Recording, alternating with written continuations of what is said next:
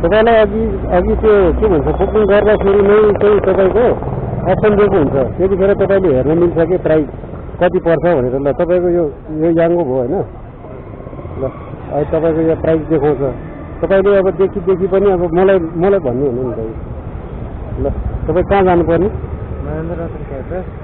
महेन्द्र रत्न कहाँ हुन्छ? महेन्द्र रत्न क्याम्पस, महेन्द्र रत्न क्याम्पस हो नि त। ल 150 यही प्राइस देखाइरहेछ त। तपाईँको अहिले यो प्राइस देखाइ तपाईँ आफै रिक्वेस्ट गर्नुहुन्छ त।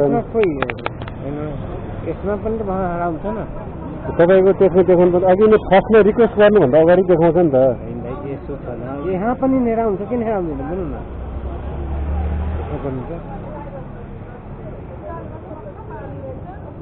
अब यो कम्पनीले दिएको हो, मैले दिएको नि होइन होइन। अब तपाईँलाई त्यस्तै लाग्छ भने क्यान्सल गरिदिनुहोस्।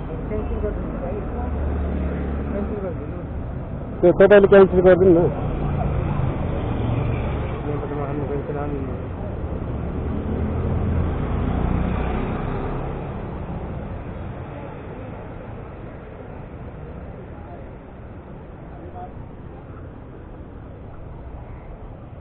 त्यहाँमै जानु भ्याउँदैन डाइरेक्ट त्यस्तो हुँदैन त।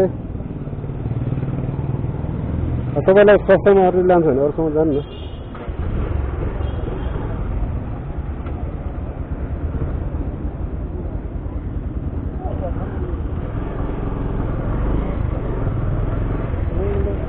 ठिकै गर्नुपर्छ 100 रुपियाँ मैले दिएको प्राइस होइन हो भने।